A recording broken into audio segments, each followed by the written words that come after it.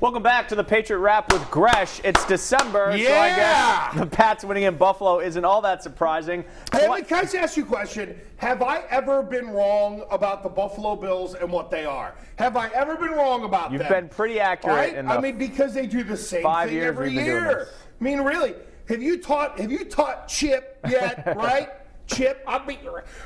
Have you taught him that if he touches the stove, his hand will get burned? Have you taught him that? He or knows has he that learned deal. that? He's big in the kitchen. He right now. does, right?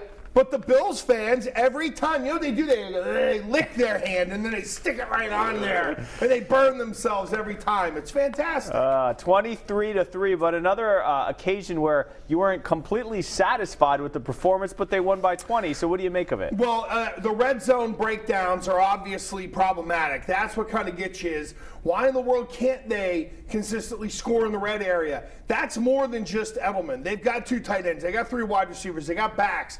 Why can't they figure it out? So that's something they've got to jump on. But look, defensively, they just keep getting better and better and better. And the run game came through. I know people poo-poo the run game. Bill Belichick didn't. We learned in the preseason, even in the first game against the Chiefs, they want to run the football. And today, it was big against a defense that a month ago had their big defensive lineman, Marcel Darius, shipped to Jacksonville. So it became much easier for the Patriots to run the ball. And those chunk plays in the run game were pretty surprising. Now, the play that's getting everyone a buzz on social media is the Rob Gronkowski cheap shot.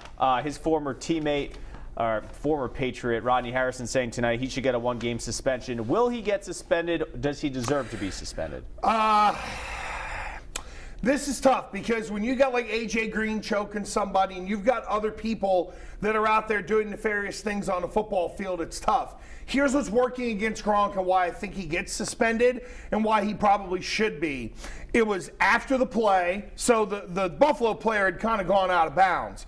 If you go back and watch it again, Gronk uses the left elbow where he's got the brace, and he rears up and throws it in there to where it's a haymaker from behind on the head. I mean, come on now. Yeah. We know the NFL, they're more sensitive about the head and the brain than they are the legs and torso. Gronk had his knee blown out. No one made a big deal. Right. He gets a hit to the head. It's a big deal. So I think there's a chance he gets suspended. And look, if he gets a week off before the Steeler game, okay, it works out. But that was very un-Gronk-like, and I hope it isn't a consistent part of his game. Yeah, I think he's kind of getting fed up with everyone, all over him all game long, because he is officiated, I think, differently than other players. And I understand Gronk's frustration there, Yanni, but he can't be doing stuff to where he's giving the league a reason to suspend him. And that's the thing. If they suspend him, how do you defend it as a Patriot fan? It was cheap. It was dirty. It was to the head. It was malicious. It was intent.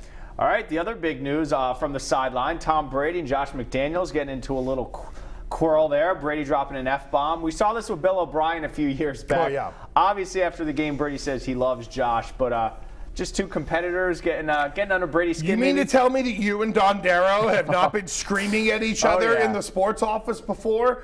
Like, it's one of those work deals that happens. You can't, here's the thing.